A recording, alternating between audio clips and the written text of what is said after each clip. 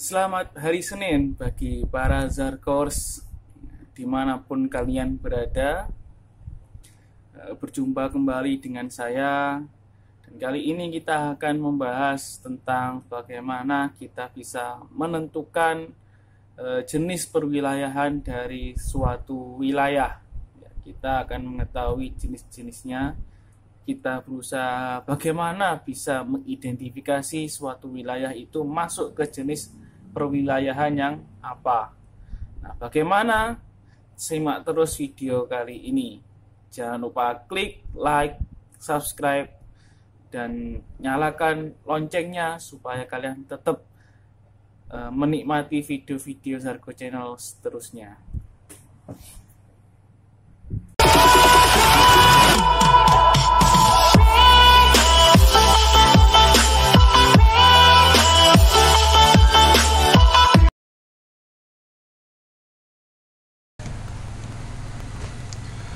Ya, seperti yang sudah saya jelaskan pada pembukaan tadi, saya akan menjelaskan tentang pengertian bagaimana cara kita bisa mengidentifikasi tentang jenis perwilayahan dari suatu tempat. Apakah suatu wilayah tersebut bisa dimasukkan ke dalam kategori wilayah formal atau masuk ke dalam wilayah fungsional. Maka dari itu jangan kemana-mana, tunggu sampai video ini selesai. Jika kita membaca teori yang ada di dalam buku kita dari sumber internet yang sudah kita cari maupun referensi-referensi lain yang kita miliki, maka kita akan mendapatkan pengertian wilayah itu seperti ini. Jika wilayah formal adalah wilayah yang didasarkan atas keseragaman fisik maupun keseragaman sosialnya, sedangkan untuk wilayah fungsional merupakan wilayah yang didasarkan atas dasar fungsi terhadap kawasan yang lain. Jadi fungsinya terhadap wilayah yang lain. Kalau kita memahami, mencoba berpikir, mencoba memahami dari pengertian yang sudah dijelaskan dari teori tersebut, maka kita akan mendapati kesulitan yang sangat luar biasa, karena kita akan bingung apa sih yang dimaksud dengan keseragaman fisik, apa sih yang dimaksud dengan fungsi, apakah ada wilayah yang tidak punya fungsi, apakah ada wilayah yang tidak memiliki keseragaman, dan lain-lain. Pasti ada pertanyaan-pertanyaan dalam pikiran kita seperti itu.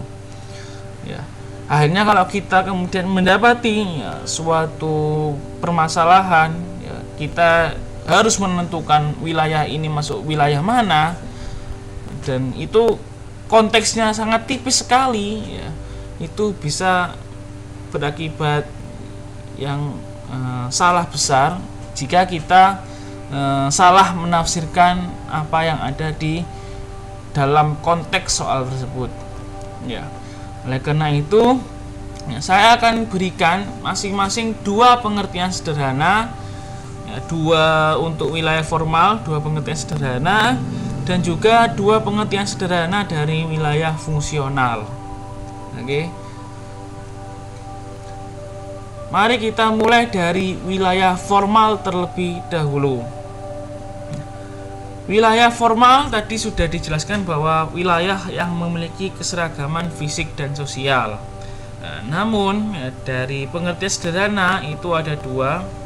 Yang pertama adalah wilayah bisa dikatakan sebagai wilayah formal jika wilayah tersebut merupakan wilayah yang terbentuk secara alamiah, terbentuk secara natural, tidak ada campur tangan manusia di situ, tidak ada unsur kesengajaan, murni memang wilayah tersebut alami, baik secara fisik maupun secara sosialnya. Jadi wilayah tersebut sangat alami. Kita contohkan misalkan di sini adalah Pulau Kalimantan. Kalau kita membahas tentang wilayah alami dari fisiknya, wilayah alami dari fisiknya, maka wilayah Kalimantan ini ya, kalau kita telusuri ya, merupakan wilayah yang terbentuk secara alami ya, tidak ada unsur kesengajaan dari manusia, tidak ada orang yang dulunya berusaha untuk menggambar sebuah pulau atau membuat sebuah pulau yang bentuknya itu seperti bentuk tokoh wayang Bagong ya. Tidak ada yang manusia yang membuat seperti itu, alami ya. Dari Allah sudah membuat Pulau Kalimantan seperti itu fisiknya ya. Maka Pulau Kalimantan ini bisa disebut dengan wilayah formal. Kalau dari segi fisik misalkan ya, dari segi fisik itu tadi, sekarang dari segi sosial ya. Misalkan di daerah Banten ini, kalian tahu ada pemukiman dari suku apa? Ya, betul sekali, yaitu pemukiman dari suku Baduy ya. Pemukiman suku Baduy. Orang Baduy itu berkumpul ya, membuat mukiman menjadi satu tempat wilayah. Itu mereka tidak terpikirkan sebelumnya ya, tidak terpikirkan sebelumnya. Namun karena hasrat untuk berkumpul sama etnisnya yang dimana hasrat itu sudah terbentuk secara alami ya, maka dari situlah pemukiman atau kawasan pemukiman suku Baduy juga bisa disebut dengan wilayah formal ya. Jadi saya ulangi lagi, wilayah formal adalah wilayah yang terbentuk secara alami, tidak ada kesengajaan atau campur tangan manusia di situ. Oke. Kemudian pengertian sederhana yang kedua, ya, wilayah dapat dikatakan formal. Ya, suatu wilayah dapat dikategorikan sebagai wilayah formal apabila didirikan atas dasar kepentingan administratif. Ya, atas dasar kepentingan administratif. Maksudnya apa kepentingan administratif itu? Yaitu ada wilayah yang kemudian ada batas-batas administratifnya ya, kemudian ditentukan mana ibu kotanya, kemudian ditentukan siapa pemimpinnya, kemudian sudah jelas siapa penduduknya di situ ya, itulah yang disebut dengan wilayah administratif. Ada perangkatnya di situ ya, ada perangkat, baik perangkat dari manusianya maupun perangkat-perangkat hukumnya yang menetapkan tentang area dan batas-batas wilayah tersebut. Nah, ketika suatu wilayah tersebut didirikan atas dasar administratif, ya maka wilayah tersebut dikatakan sebagai wilayah formal. Nah, di sini kita bisa lihat Indonesia ini berdiri, ya memang ada tujuannya ya. Di pembukaan Undang-Undang 1945 ya, namun kalau kita lihat dari peta ya, Indonesia ini berdiri dari sisi administratif ya, dari segi administratif. Nah, ada batasnya dengan Malaysia, kemudian dengan Timor Leste, dengan Papua, kemudian laut-lautnya juga berbatasan dengan negara-negara yang lain. Ya, ada ibu kotanya juga, kemudian ada penduduknya, ya, ada perangkatnya di situ, ya, baik perangkat hukumnya maupun perangkat manusianya. Ya, maka Indonesia ini bisa dikatakan sebagai wilayah formal.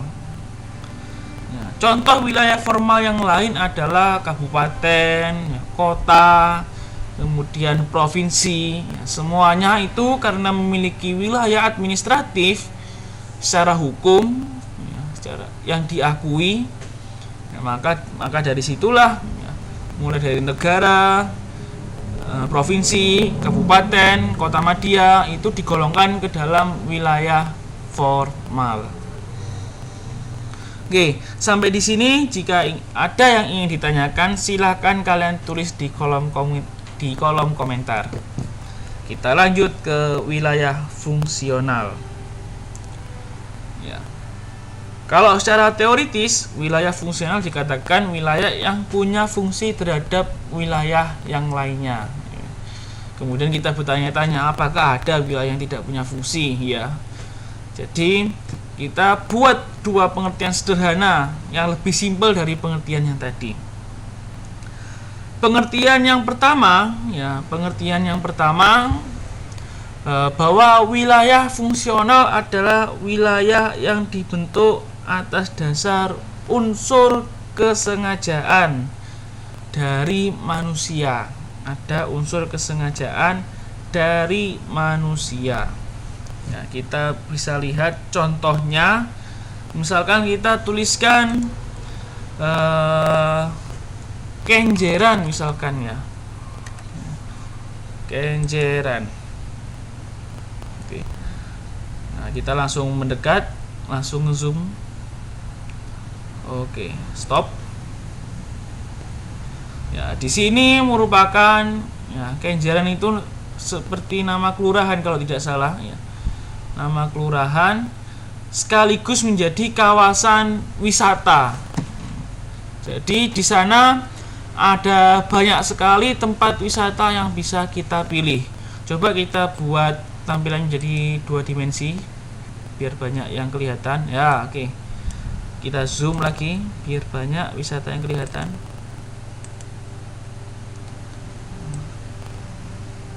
Ini kalau yang kelihatan cuma sedikit, ini kurang survei Google-nya ya. Oke. Nah, di Kenjeran ini ya, merupakan tempat di mana banyak sekali wisatanya. Ya, banyak sekali wisatanya. Mulai dari Taman Air Mancur, kemudian Pantai Kenjeran Lama, kemudian di sini kalau di selatan ini ada Kenjeran Park, ya, ada Atlantis Land, ada pagoda. Ya, kemudian ada Jembatan Surabaya, ada Taman Mentari, Pantai Kenjeran Lama, dan seterusnya. Ya, nah, ini merupakan ya, kawasan wisata dari Pantai Kenjeran. Nah, pantai wisata ini tidak terbentuk secara alami. Pantainya alami ya, Pantai Kenjerannya itu alami, tapi tempat wisatanya itu dibangun oleh manusia. Ya, pantainya alami, tapi wisata pantainya itu adalah buatan dari manusia. Maka dari itu kawasan wisata dari Pantai Kenjeran ini bisa disebut wilayah fungsional karena ada unsur kesengajaan di situ. Ya, ada unsur campur tangan manusia dalam hal mendirikan wisata di tempat tersebut. Sampai di sini ada yang ditanyakan, silakan tulis di kolom komentar.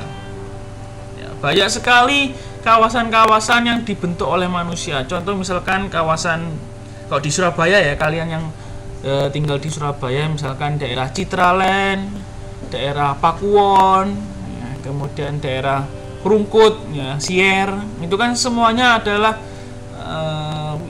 tempat-tempat yang dibentuk atas dasar kesengajaan dari manusia. Maka dari itu tempat-tempat tersebut merupakan wilayah fungsional.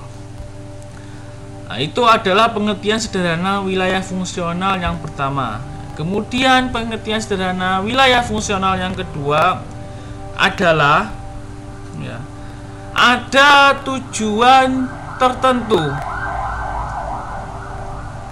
Nah, ada selingan suara sirin. Oke, kita lanjutkan. Sampai mana tadi ya? Oke, pengertian sederhana wilayah fungsional yang kedua yaitu wilayah bisa dikatakan fungsional ya apabila ada maksud dan tujuan tertentu dari berdirinya wilayah tersebut. Jadi ada maksud dan tujuan dari berdirinya wilayah tersebut. Ya, kita ambil contoh yang sama saja yaitu Pantai Kenjeran lagi biar kita tidak searching wilayah yang lainnya biar tidak lama.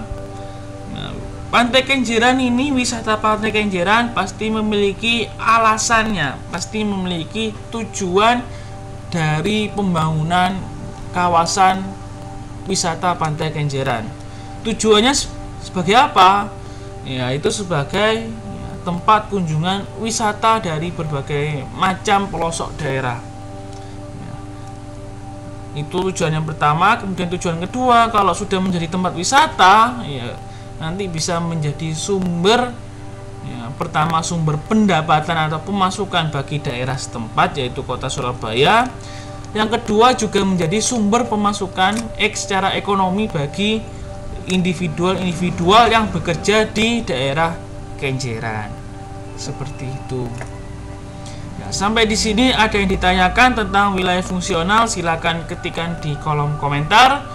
Ya, kemudian ya, pertanyaan terakhir, ya, coba ketikkan di kolom komentar. Ya, nanti yang berhasil betul semua nanti akan saya review di video selanjutnya. Oke, pertanyaannya adalah sebutkan contoh ya masing-masing 5 wilayah formal dan kemudian wilayah fungsional yang kalian ketahui dan sebutkan alasannya mengapa. Oke, nah, nanti yang komentar dan kemudian betul semua akan saya review di video selanjutnya. Nah, itu tadi pengertian sederhana tentang wilayah fungsional dan wilayah formal. Saya ulangi lagi, wilayah formal itu pengertian sederhananya adalah wilayah yang terbentuk secara natural, atau yang kedua wilayah yang didirikan atas dasar kepentingan administratif. Ya, kalau wilayah fungsional, yaitu pertama ada campur tangan manusia, yang kedua ada maksud dan tujuan tertentu dari berdirinya wilayah tersebut. Oke, itu saja untuk video kali ini. Sampai bertemu kembali di video edisi selanjutnya. Bye.